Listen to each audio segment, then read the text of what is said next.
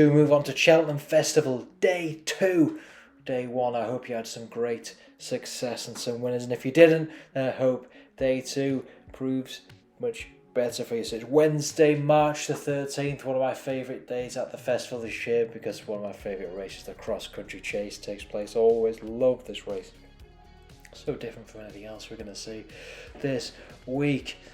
Really excited. So let's take a look then at selections for Day 2, Wednesday, March the 13th.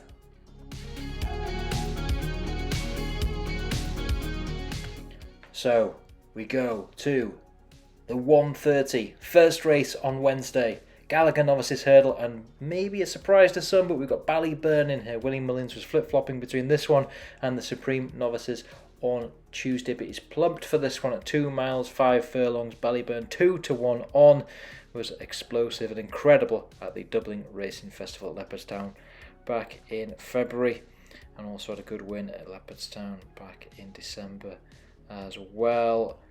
Really like this horse. Yes, he's odds on. Yes, it's an incredibly skinny price, but he's an absolute class act and he will get better almost certainly. Willie Mullins knows what he's doing. He's a shrewd, smart guy, so I'm sure he's plugged for the right race here. Ballyburn 2-1 on. But what at a bigger price, at each way backable price, we've got Handstands. Really interesting run. I think certainly got some progression there. Brown Gelding ran really well last time out at Huntington back in February, winning a competitive race there. And I fancy that he could certainly outrun those odds and hit a place, hit the frame certainly in the first on Wednesday. So that's Handstands, but we do expect Ballyburn should get the job done.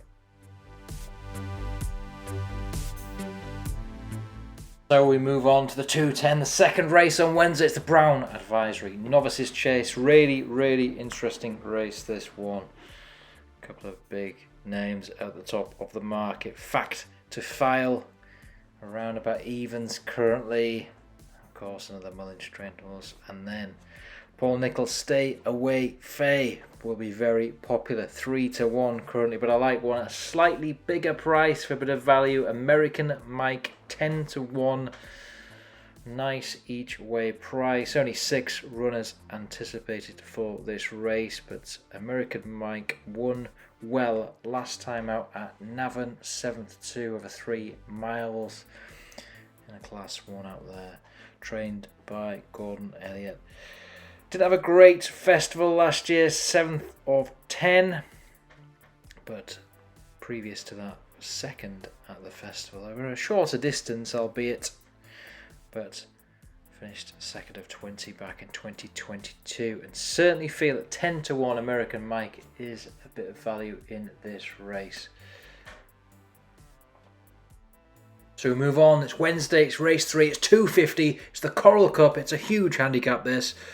Plenty runners and plenty of each way potential to have a look at here. Langer Dan won this last year. Great success for Langer Dan at the festival last year for the Skeletons. And can he go again and do it? I believe he can. Certainly backable at a price of 7-1. Carrying a little bit more weight than last time, but I still feel he's got the potential to go back in there and have another festival success. Has had a really poor 2023, barring that success at the festival. Very indifferent form, but we know this horse likes it around Cheltenham. We know he ran an impeccable race last year, and he certainly has the ability to go again. So Langer Dan 7-1 each way. Then one at a much bigger price, Rambo T. Fancy this horse to pull off bit of a surprise and outrun those odds. Pretty poor run last time out. Ascot carrying a little bit more weight than they would have liked there, but I don't think it's too badly handicapped for this. Certainly at 28-1, I think he can outrun those odds. Good win last year, back end of 2023 at Newbury, and a decent run around Cheltenham back in October 2023 as well, 3rd of 16 that day. So certainly Rambo T, an interesting horse at a very big price. So move on to the feature 3:30 Queen Mother Champion Chase. We expect El Fabiolo to get the job done here. It's going to be a really interesting race this though. Just under 2 miles. John Bond, can he cause El Fabiolo any problems? Potentially. But despite the very skinny price of 2-1 on going for Willie Mullins and Paul Townend combination here. Really, I mean, this horse is just an absolute class act, isn't he? Absolutely incredible horse. And should do the business once again here on Wednesday. But won at an absolutely huge price.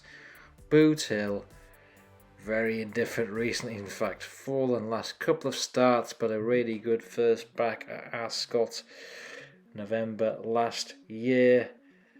Yes, this is a big step up. Yes, this is what the Boot Hill is taking on some really big players. And whilst I do not expect him to win, I certainly feel that at 50-1, if it's a good day for Boot Hill, he could squeeze out a place. And that's why I'll be putting a few quid each way on Boot Hill. Cross country chase. 4:10, Wednesday. Love this race. Tiger Roll, of course, has won this race 3 times. And I feel Delta Work can also get the hat-trick. He's won it the last 2 years.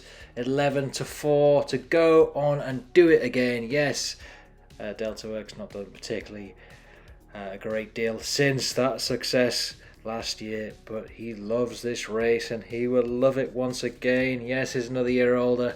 That's the only real concern.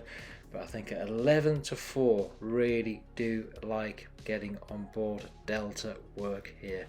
The big danger for me comes from last year's runner-up and a class act of former Gold Cup horse Galvin, 5-1. Backable at an each way price there, but if I'm plumping for 2, I'm going to be backing them both.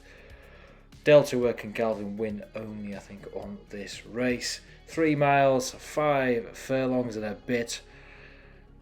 It's a fascinating race, this. Always a good fun watch. And we know that these two horses, if they're both fine, if they're both fit, they will stay all day long. So let's go for Delta Work and Galvin in the cross country chase. Best of luck, whatever you're getting on Wednesday. Hope you're having a great festival so far. Speak again soon. Take care.